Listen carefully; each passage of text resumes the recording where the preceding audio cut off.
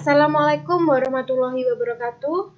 Perkenalkan, kami dari kelompok 1 yang beranggotakan saya Arina Septiani Tias, Indirika Almafilia, Kunzahwa Ma'arifia, dan Sanidatul Asiroh akan mempresentasikan mengenai demonstrasi kontekstual topik 5 mata kuliah perancang dan pengembangan kurikulum yang berjudul Rancangan Pembelajaran dalam UBD Lembar Kerja W.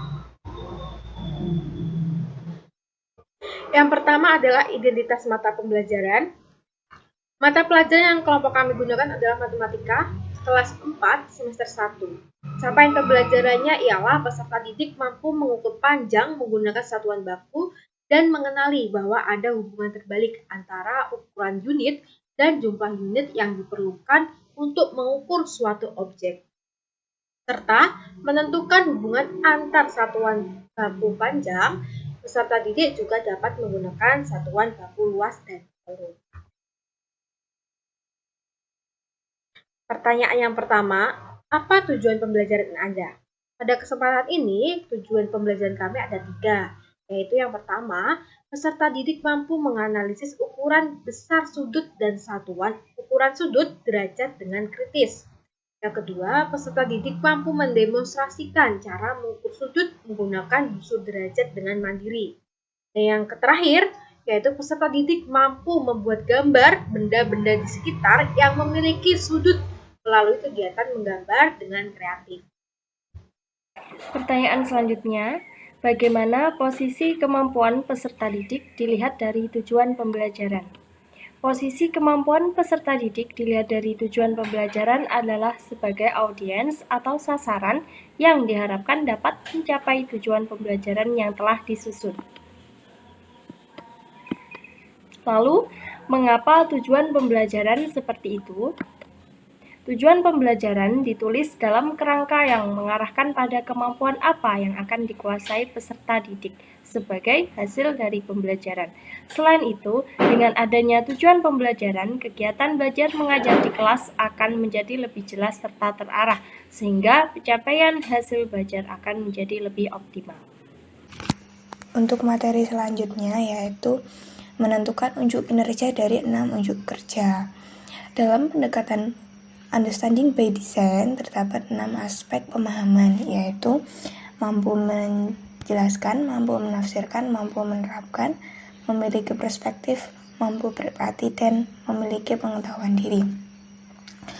Dari penjelasan tersebut, unjuk kinerja yang sesuai dengan elemen W atau where is it going and why pada tujuan pembelajaran kami adalah aspek mampu menjelaskan dan mampu menerapkan. Karena tujuan akhir dari pembelajaran adalah agar peserta didik dapat menganalisis sudut, mendemonstrasikan cara mengukur sudut, dan yang terakhir menggambar benda-benda di sekitar yang memiliki sudut. Kemudian, kriteria apa saja yang akan dinilai untuk dipahami peserta didik? Untuk tujuan pembelajaran yang pertama, menggunakan penilaian kemampuan menjelaskan. Kriteria yang akan dinilai adalah akurat. Kriteria tentang penilaian kemampuan menjelaskan analisis sudut. Yang pertama, peserta didik mampu menjelaskan pengertian sudut. Yang kedua, peserta didik mampu menjelaskan jenis-jenis sudut. Dan yang ketiga, peserta didik mampu mengetahui satuan ukuran sudut.